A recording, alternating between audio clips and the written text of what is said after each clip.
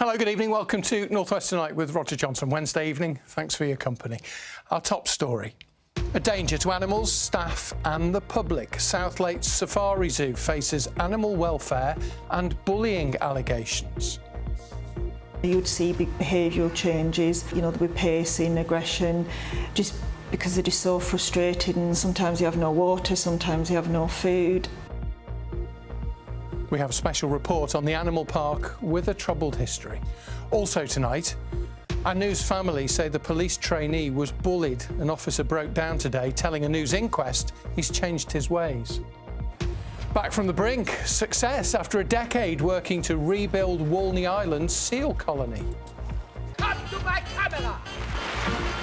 Red Nose Days, the show celebrating the 40-year career of the legendary Blackpool clown Charlie Cairoli. And it's been a very wet day today, hasn't it? More heavy rain to come this evening, but things looking drier tomorrow. A more detailed forecast coming up at the end of the programme.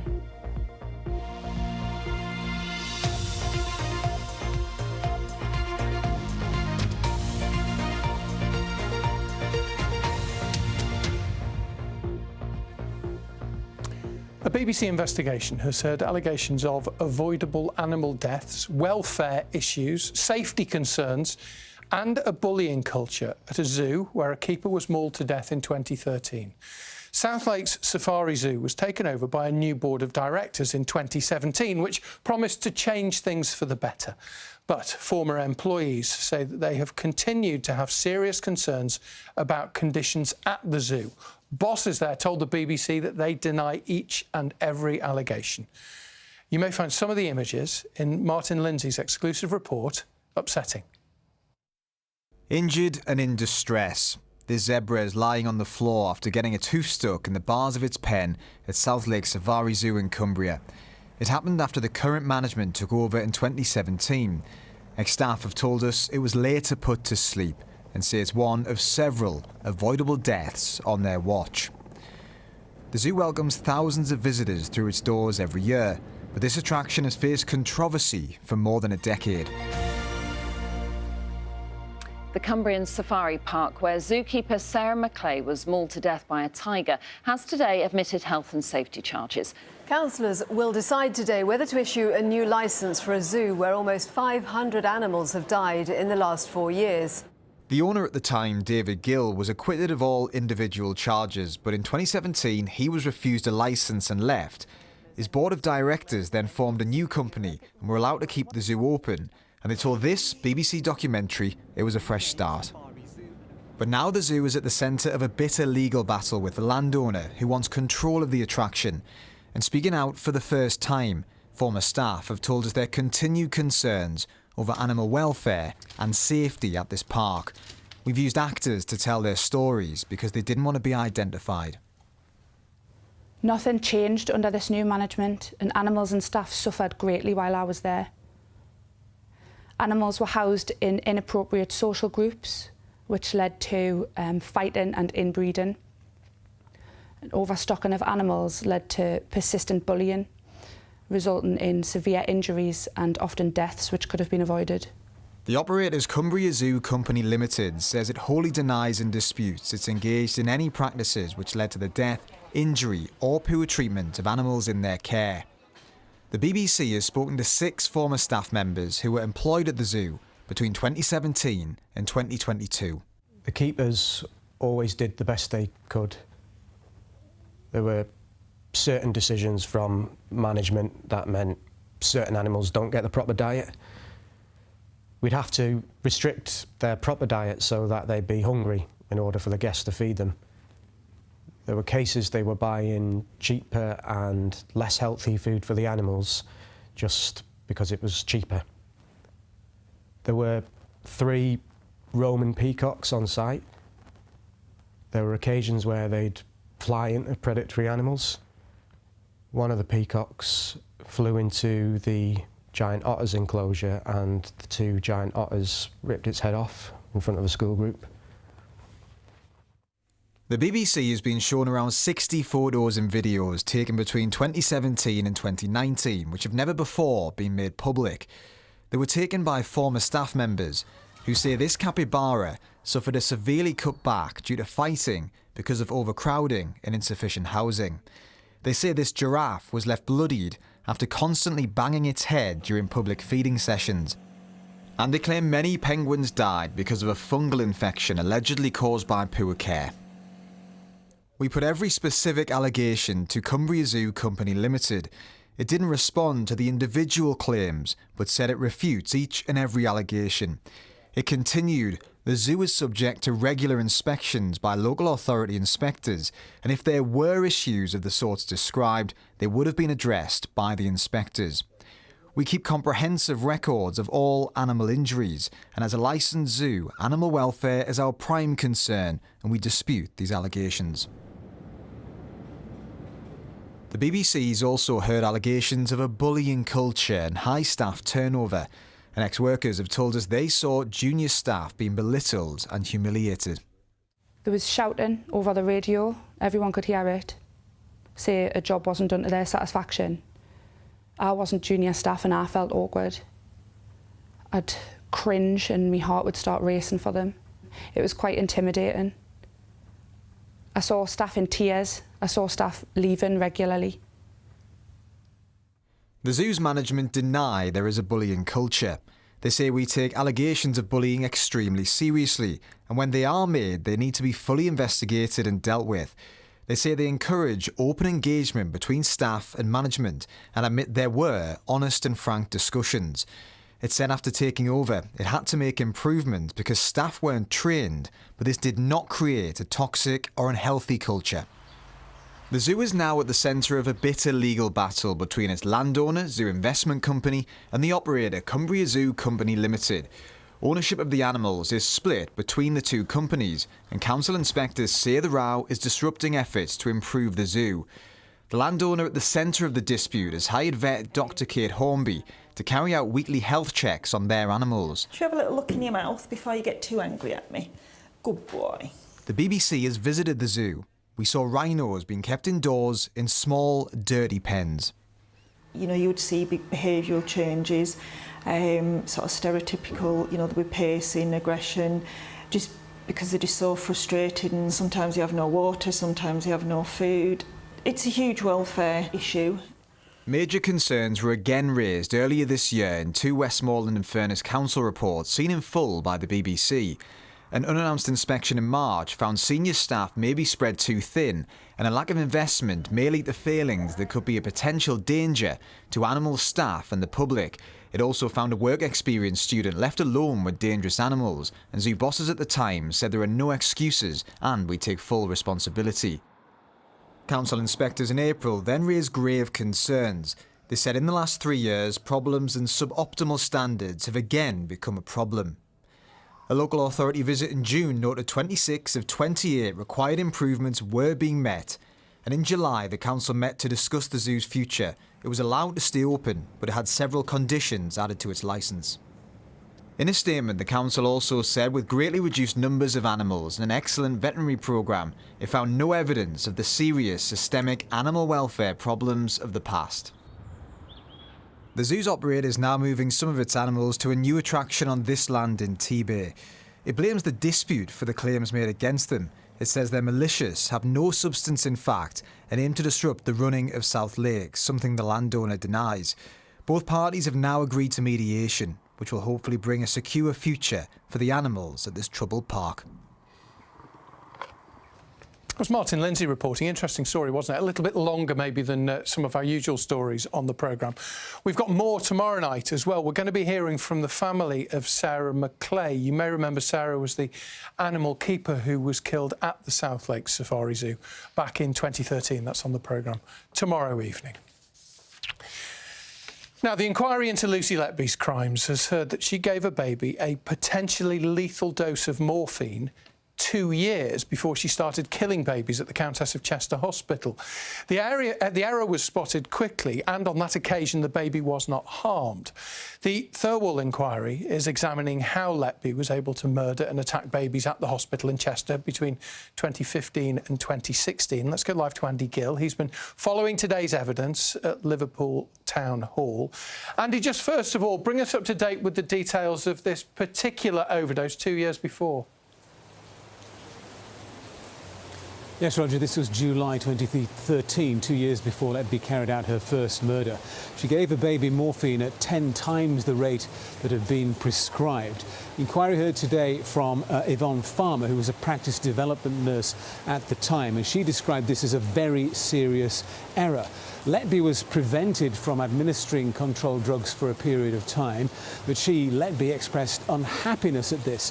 And Yvonne Farmer was asked if this was the normal reaction from a nurse in these circumstances. She replied, maybe not, and she said it was important to recognise when you've made a mistake. Also today, Andy, the inquiry heard from a manager who said that back in 2016 she would be delighted to have Letby back on the ward. Tell us more about that.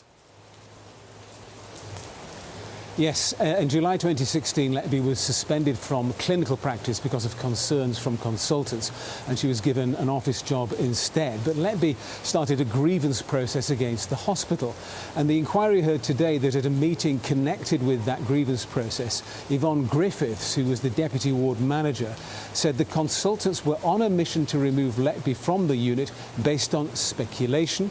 And Yvonne Griffiths described the consultant's approach to Letby as a witch hunt. She also said she'd be delighted to have Letby back on the ward. Now, Ms Griffiths was asked by a lawyer representing the families of Letby's victims if she was really saying she'd be delighted to have someone back on the ward who might be a killer of babies. And Ms Griffiths replied, I know it doesn't sound wonderful. I didn't mean it as in delighted. And in hindsight, I'm sorry. The inquiry continues tomorrow. Andy, thank you very much. Andy Gill there, live for us in Liverpool. Now, it's been confirmed that 5 people, including 2 children, were killed in a crash on the M6 in the Lake District yesterday. A man and a woman and 2 children from Glasgow were pronounced dead at the scene, along with the another driver from Cambridgeshire. A 3rd child was airlifted to the Royal Victoria Infirmary in Newcastle by the air ambulance with serious injuries. The crash happening yesterday afternoon near T-Bay. The inquest into the death of Debbie Leach has ruled that she was unlawfully killed. Debbie, who had Down syndrome, was found dead at her home in 2019, just weeks after visits from social workers and GPs. The conditions that Debbie was found in were described as uninhabitable. Her mother, Elaine Clark, was jailed for 9 years and 7 months in 2022 after pleading guilty to gross negligence manslaughter. The 130th person has been arrested following the riots in Merseyside, which followed the killing of 3 girls in Southport in July. A 33-year-old man from Wigan has been bailed after being questioned on suspicion of violent disorder.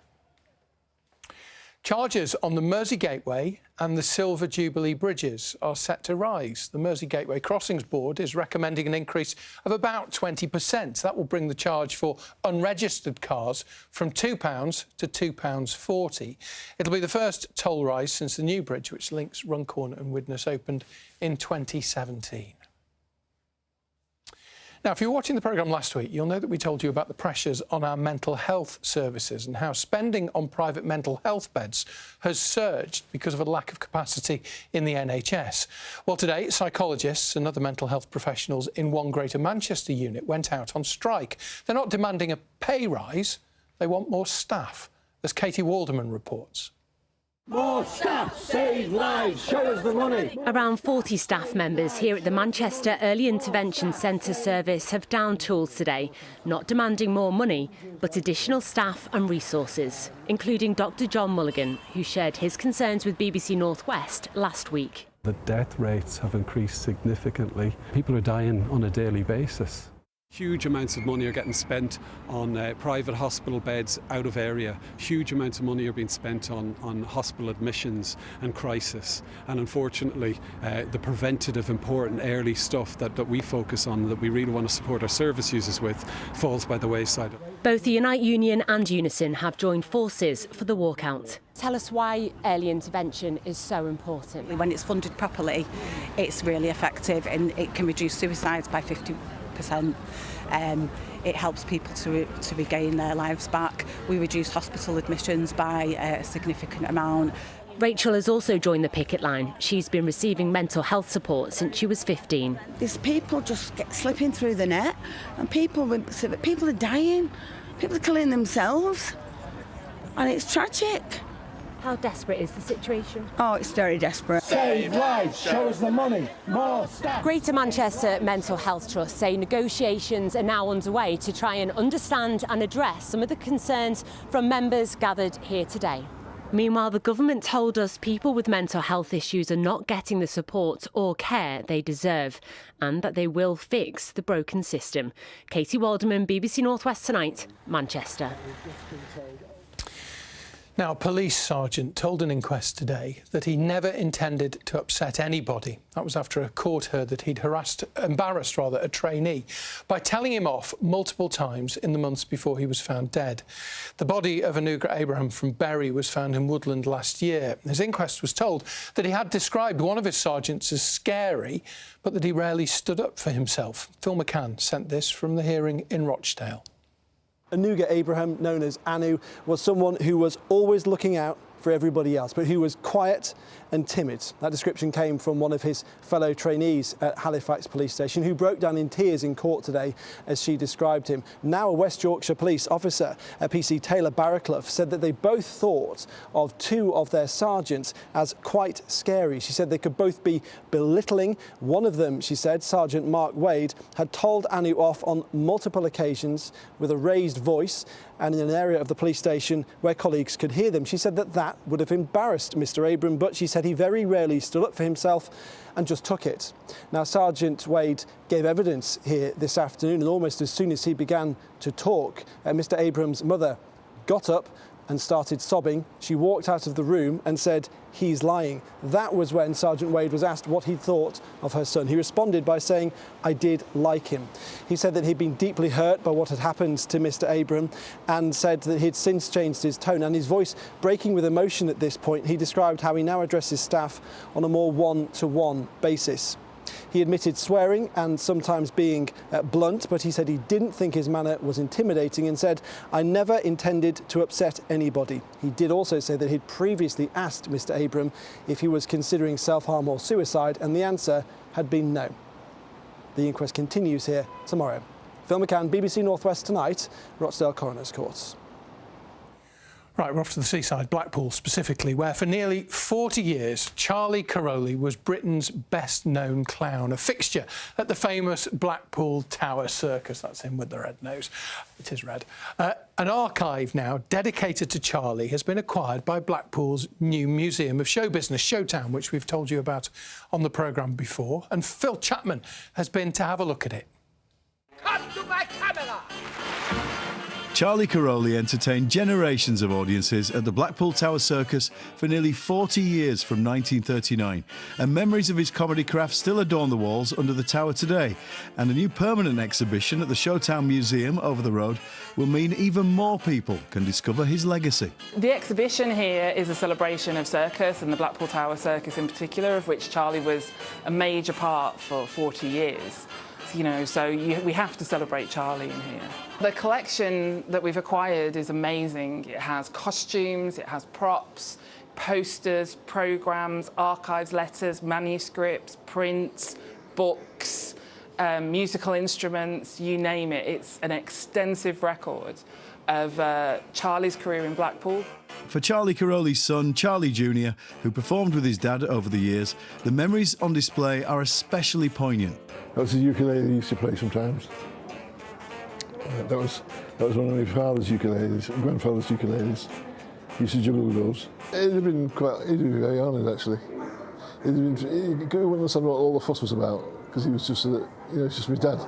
Welcome welcome to the 1973 Blackpool Tower Circus. This is Norman Barrett, the ringmaster. He was in charge of he was the boss man in the circus, you know what I mean? And I worked with Norman quite a few times, and we did write Charlies and things like that. So it was he's great mate. We still do it now. We have a Scrabble night once a week with him. And he's great, absolutely fantastic guy. Let's get your memories going. Get your memory juices flowing. We are very lucky to have the support we have of the circus community and the Cairoli family. They've been great supporters of the project all the way along. And of course, it's only fitting that this new home for Charlie's glittering legacy is up there in lights among the Blackpool illuminations this year. Phil Chapman, BBC North West Tonight, Blackpool. That looks great, doesn't it? And the clowns at Blackpool Tower Circus are always good fun. Now, 10 years ago, I think I remember talking about this on North West Tonight at the time, the Cumbria Wildlife Trust started a project to restore the grey seal colony at its coastal nature reserve at South Walney near Barrow. You go over the bridge from Barrow onto Walney Island and it's on the far side. A decade on, that seal colony is really thriving. And earlier this month, the first 2 pups of the season were spotted. It's good news. Davinia Ramos has been to have a look. The first baby seals of the season have been spotted here in Cumbria. It's the 10th year in a row that these grey seal pups have been born at the South Walney Nature Reserve, and conservationists are keeping a close eye on them. So it's really exciting, particularly because it's the only breeding colony of grey seals in the northwest. And it started with just a handful of seals, and now numbers are around 500, which is wonderful news. And then what's even more exciting is in 2015 we saw our first seal pups born here, and they've come back to breed every year since. And it's thanks to the charity's hard work that the colony has increased. They make sure the site is safe and secure so the seals feel able to return here to breed. But that means making sure that visitors aren't bothering them too. The seals are really vulnerable to disturbance. They haul out this time of year to breed and to molt and to rest. And if they get disturbed, then they use their energy sources that they'd need to feed their pups or feed themselves and keep themselves warm over winter. So it's really important that they don't get disturbed. So we do encourage people to come and see the seals. You can watch them from the hide on the reserve, or you can look at them in the visitor centre. So it's great to come and look at them. We just need to give them a safe distance. Conservationists regularly do surveys on the site to check how the colony is doing, which is particularly important during breeding season. So I'll come down to the reserve frequently during the breeding season and do surveys. So we'll go down and we'll count the number of seals there to monitor the population size, and we'll also check to see if there have been pups born recently, and we'll check the health of the pups. And we use this data to see how the population is doing, whether it's growing and whether they're coming back to breed here. And we also put a lot of effort into keeping the site secure and safe from people who may accidentally come and disturb the seals. The number of seals here has grown hugely and is now in its hundreds, and it's hoped that will continue to rise into the next decade. Davinia Ramos, BBC North West Tonight in Cumbria. Fantastic. Great to see the seals doing so well now at the South Walney Nature Reserve. About 10 years they've been doing that, as we said. I reckon it's about 10 years that we've been doing Christmas Stars on the programme, you know, in the run-up to Christmas, honouring the people who are making a difference in the community where you live, wherever that is across the northwest. Just a quick mention to say that we're going to launch this year's search for the 2024 Christmas Stars on Monday evening's programme. So we'll be telling you on Monday how you can nominate people for a Christmas Star this year. Right. Before that, right now, let's get the weather. Abby is here. It's a bit mucky today, wasn't it? Yes, it was. The weather pictures paint a rather gloomy picture, don't they? But a rather accurate one, because it was quite misty and murky all day. We've had some heavy rain. We've had some high rainfall totals as well. Hopefully the weather photos that you manage to capture tomorrow will be a little bit more promising. And if you do manage to snap one over the next few days and you'd like to send it in to us here at North West Tonight, all the details on the screen behind me. You can send them directly into me on social media, or you can sign up to become one of our BBC weather watchers. But yes, it was a very misty and murky day. We had some high rainfall totals, as I said, and we do still have a warning in force for heavy rain. That's been issued by the Met Office. All the details on those rain warnings are on the BBC weather website, but there's 2 in force at the moment. They both expire this evening. So the headline for tomorrow, I think thankfully is a slightly more promising picture. It was a real mess today with a couple of waving weather fronts moving through, but things do look a little bit more promising over the next couple of days, at least. Just this little ridge of high pressure, however, waiting in the wings, sat out in the Atlantic. It's quite a deep area of low pressure moving in through the weekend, so it looks as though Sunday could turn quite stormy. Speaking of, still some fairly heavy pulses of rain moving through this evening and overnight, so if we have got some spray and some surface water on the roads first thing tomorrow morning, I wouldn't be surprised. That rain, however, does look to pull away, so in the early hours of tomorrow morning it will turn drier. We'll see some clearer skies, but that will allow for some mist and fog to form. Our temperatures no lower than about 11 or 12 degrees Celsius. These are more representative of our daytime figures this time of year, so it is going to be quite a mild start to the day tomorrow. So a dry start, but I think it could be quite misty and foggy, and some of that mist and fog could be quite slow to clear. Once it does, we should see a little more sunshine. So, like I say, some of those weather photos tomorrow hopefully will show something a little more promising and very mild, unseasonably so. 16 or 17 degrees Celsius are top temperatures for tomorrow. So looking at the air mass, you can see we are well in these yellows and oranges, warm southerly air making its way up, boosting those temperatures over the next few days, and no real sign of things changing as we head towards the weekend too. So even though our weather might turn a bit more unsettled, it's not going to affect the temperatures all that much. Again, quite misty and foggy as we start the day on Friday, but I think for the vast majority it should stay largely dry. Some rain approaching from the west though as we head towards the end of the day on Friday, and some of that rain could move in overnight into Saturday. Our weekend, I think a bit of a messy picture. Saturday at the moment probably looking like the better day of the two, but quite windy on Sunday, Rog. Very nice. Thank you very much, Abby. You know when you're sitting watching the telly, as you are at home right now, and then you can't find the remote control? Quite often in our house, because we haven't put the heating on, we've got a blanket and it's wrapped up in the blanket, but normally falls down the gap in the sofa, Always, doesn't it? Yeah. Well, for Angela Robinson, Angela, you might be watching. Keep an eye on your remote. Angela's 86. She's in Southport and she sits in a heavy recliner chair at home, but she couldn't move and find the remote because it was too heavy when the remote went missing. So she knew that she couldn't call 999, but didn't have another solution. So she thought she could get in touch with the local rugby club. She went on the website, she emailed them, and she asked them if two strong young men could come round and help. And that's exactly what the club did. Well done. Well, this chair is extremely heavy. So I thought, well, I can't risk anybody tipping it up or doing anything who could get do their back serious damage. I thought, now where do I find a couple of chaps who were strong and could do this? And I thought, rugby club. I thought. I emailed the rugby club, and they said, yes, I'm sure we can manage that. I can try and find a couple of chaps who can pop round. So I got a phone call yesterday, probably around about 4 o'clock, from the chairman of the rugby club. He said, oh, we've had a request on the rugby club website asking if two rugby players could potentially go round and have a look for this remote that had gone missing underneath a lady's reclining chair. And at that point, I thought, I think he must be having me on here. Like, this can't be real. And then following on from that, I said, if you can send me a screenshot to prove it's real, we can nip round and have a little look. Yeah, we got here and then spoke to Angela, and she was lovely, needed a bit of help, and then all hands on deck, got the remote out of the couch. That's what Southport's about. I mean, you see, it's just a small act of kindness, but it was nothing really for us, but it was just great to do. But that made Angela's day. Made my day. Absolutely. Thank you for watching. Keep hold of your remote. Good night. Good night.